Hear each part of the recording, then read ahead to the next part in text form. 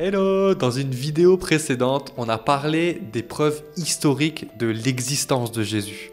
Et aujourd'hui, si on est d'accord pour dire que Jésus a vraiment existé, on sera peut-être moins d'accord pour dire quelle est la place que Jésus a jouée dans l'histoire.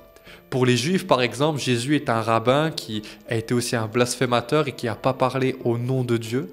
Pour les athées ou les agnostiques, Jésus sera peut-être une personne importante qui a mis en place des valeurs dans notre monde sur lesquelles certaines de nos sociétés sont construites aujourd'hui. Pour les musulmans, Jésus est un prophète très important parce que c'est lui qui va venir à la fin des temps pour sauver le peuple de Dieu. Et pour le chrétien, Jésus est Dieu.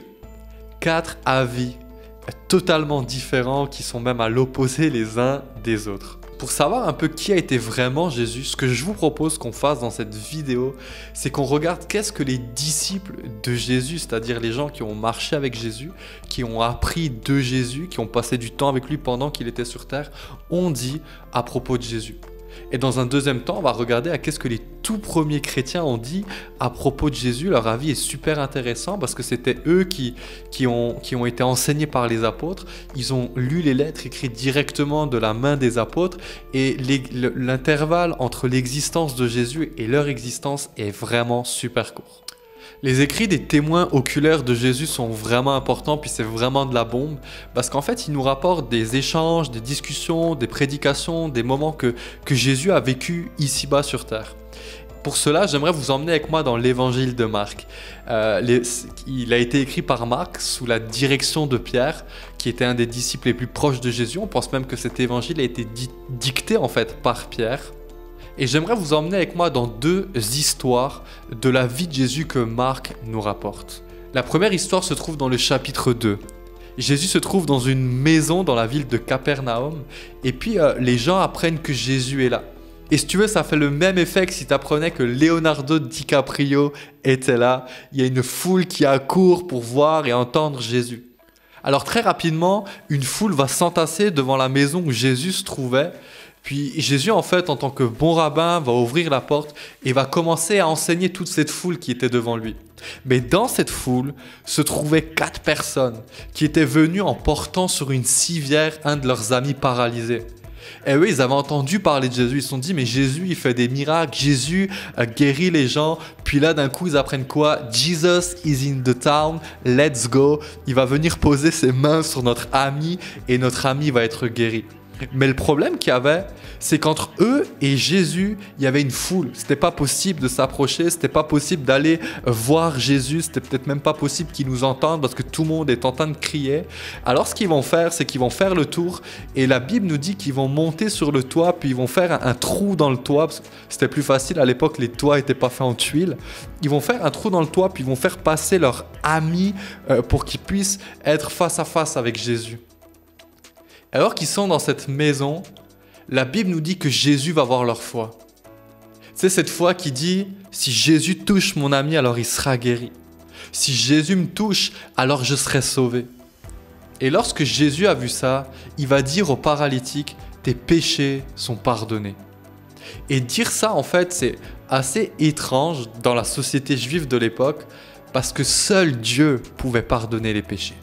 Et ça, plusieurs l'avaient compris et puis en fait, il y aura un groupe de religieux de l'époque qui vont dire « Mais Jésus, c'est pas correct ce que tu es en train de dire parce que tu es en train de dire « Je pardonne les péchés, mais ça, c'est un blasphème. Il n'y a que Dieu qui peut faire ça. » Et Jésus va leur répondre « Qu'est-ce qui est plus facile de dire aux paralysés? Tes péchés sont pardonnés? Ou lève-toi, prends ton brancard et marche. » Afin que vous sachiez que le Fils de l'homme a sur la terre le pouvoir de pardonner les péchés, je te l'ordonne, dit-il au paralysé, lève-toi, prends ton brancard et retourne chez toi.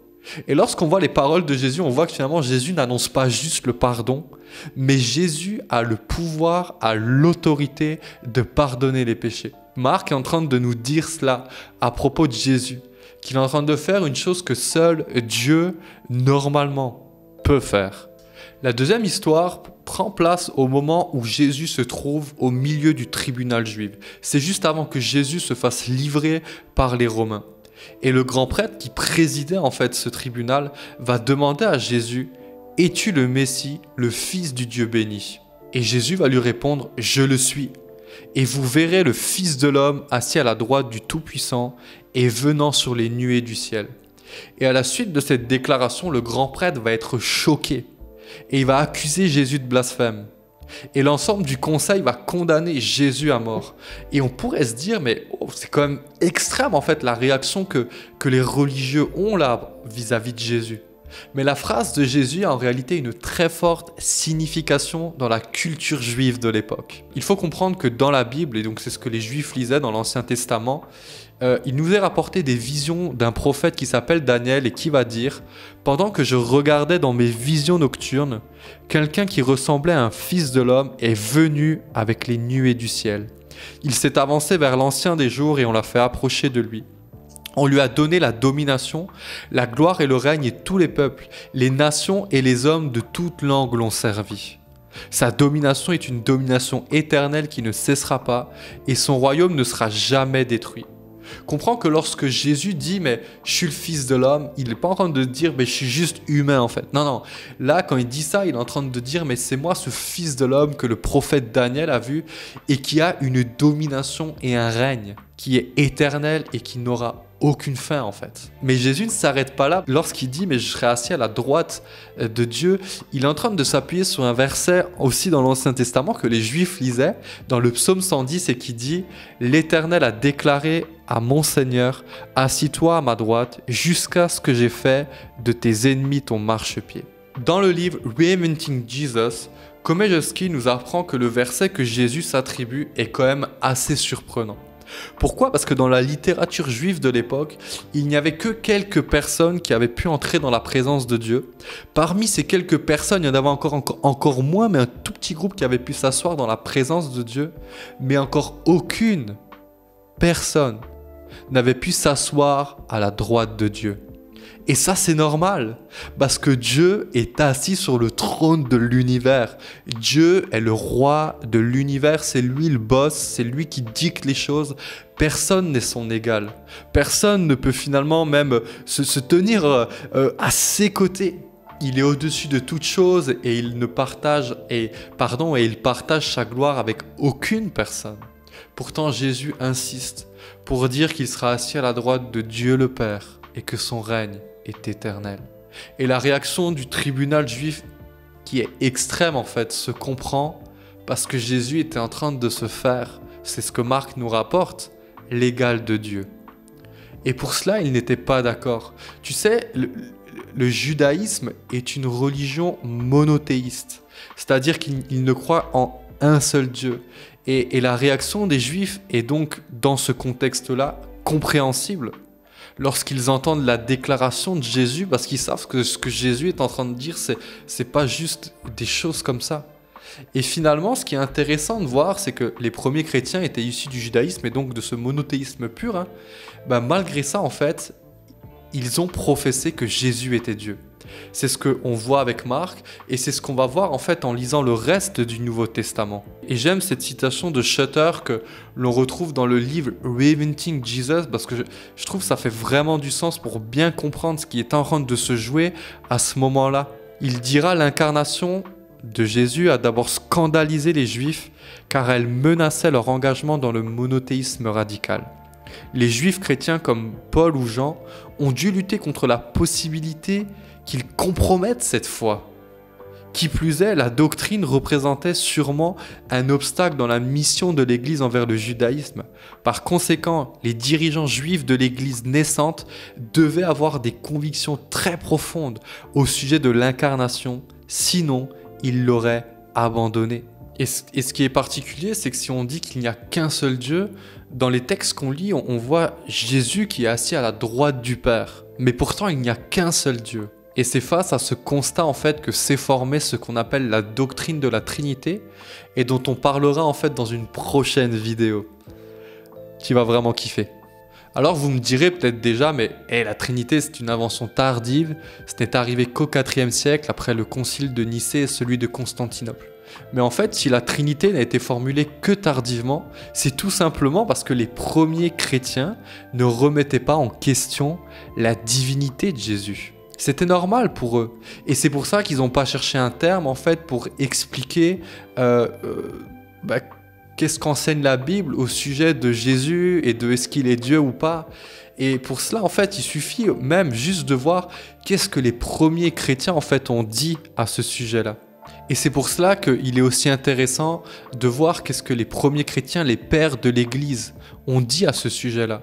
Les pères de l'Église, c'était les premiers leaders en fait chrétiens, ceux qui guidaient le peuple après que les apôtres soient morts. Et c'était des gens en fait qui ont été suivis par les apôtres, c'était leurs disciples, ils ont été mentorés, coachés, encouragés. On leur a dit allez, let's go. Tu sais, ils ont été encouragés par des gars qui ont marché avec Jésus. Et ce qu'ils disent, c'est pour ça que c'est vraiment super intéressant. Et si on prend juste 3 exemples, ces 3 exemples que je voulais voir avec vous pour voir qu'est-ce que ces pères de l'Église ont dit au sujet de Jésus. Lorsqu'on lit 2 Clément, qui est un sermon du 2e siècle, on voit que Clément va encourager ses lecteurs à penser à Jésus-Christ comme nous pensons à Dieu, comme juge des vivants et des morts. L'auteur de l'épître de Barnabas, qui a été écrit entre 70 et 135, lui va proclamer la préexistence de Jésus, c'est-à-dire que Jésus a existé avant même de marcher sur terre. Et en plus, il dira que Jésus a été un des agents de la création. Et il va même jusqu'à dire que lorsque Dieu dit dans la Genèse « faisons l'homme à notre image », le « faisons » en fait, qui est un terme pluriel en fait, et qui faisons, ça englobe plusieurs personnes, il va dire mais c'est Dieu le seul créateur, parce que c'est ce que la Bible dit, alors que ce seul créateur dit faisons, il va dire que le Père est en train de s'adresser au Fils. Ignace, qui était pasteur d'Antioche, va dire à propos de Jésus, avant les âges, il était avec le Père. Et il va même appeler Jésus notre Dieu. Et tu sais, c'est juste 3 exemples, hein, mais on aurait encore pu parler de Justin Martyr, on aurait pu parler des écrits de Irénée ou encore de Hippolyte qui va dire que Jésus s'est incarné ou encore que Dieu s'est manifesté dans un corps de chair. Et ce qui est intéressant de savoir, c'est qu'au IIe siècle, en fait, il y a eu un débat dans l'Église au sujet du docétisme, qui était une pensée qui enseignait que Jésus n'était pas vraiment venu en chair. Il avait juste l'air humain, mais il n'était pas venu dans un corps humain. Et il y a des leaders de l'Église, et notamment Ignace en fait, qui ont dit mais ça là c'est hérétique, parce que la Bible dit que Jésus s'est fait chair, qu'il est venu dans un corps humain. Et si je vous dis ça, parce que c'est intéressant de voir que finalement pour les premiers chrétiens, le débat c'était pas de savoir est-ce que Jésus était Dieu ou pas, le débat c'était juste de savoir mais est-ce que Jésus était fait homme. Et la Bible enseigne que Jésus sur terre était 100% Dieu et 100% homme. Les écrits des disciples, inspirés par l'Esprit de Dieu, nous enseignent donc que Jésus est Dieu. Et c'est ce que les tout premiers chrétiens croyaient en fait à propos de Jésus. Croire en Jésus comme Fils de Dieu est une question de foi. Mais j'aimerais te lancer en fait ce défi, te lancer ce challenge. Fais une prière et demande à Jésus en fait de se révéler à toi. Parce que si Jésus est Dieu, alors ce qu'il a dit et ce qu'il a fait, c'est super important de le savoir. Et tu veux savoir ce que Jésus a fait? Jésus a quitté son ciel de gloire et il s'est incarné dans un homme. Il s'est fait chair afin que tu puisses découvrir qui est le Dieu créateur. Afin que tu puisses prendre conscience que Dieu veut être au contact de sa création, que Dieu veut être au contact de l'humanité et marcher avec nous. Mais ce n'est pas tout. L'amour que Dieu te porte est si grand que la Bible nous dit qu'il s'est donné sur une croix en fait, afin de mourir, afin de prendre sur lui la condamnation qu'on devait avoir à cause du mal qui est en nous, à cause de la culpabilité que l'on porte pour tout ce qu'on a fait ou même ce qu'on nous a fait subir. Jésus l'a pris à la croix, afin qu'on puisse être réconcilié avec Dieu, afin qu'on ne soit plus séparé de Dieu à cause du mal que l'on fait, afin que l'on puisse passer finalement l'éternité avec lui, si nous croyons en lui. Croire en Jésus et en son œuvre, c'est avoir conscience qu'il y a un roi qui est assis sur le trône de l'univers, et que ce roi si grand m'aime, moi, une toute petite créature au milieu de l'espace. Dieu t'aime, Jésus t'aime, et je t'invite à le découvrir. On se voit dans une prochaine vidéo au sujet de la Trinité, afin que vous puissiez comprendre peut-être un peu mieux si vous avez des questions à ce sujet-là encore. Si vous voulez en savoir plus sur Jésus, n'hésitez pas à compléter le formulaire qui se trouve dans le descriptif de cette vidéo, en savoir plus sur Jésus, la foi chrétienne, et on se prendra un plaisir de vous répondre. On vous dit à bye.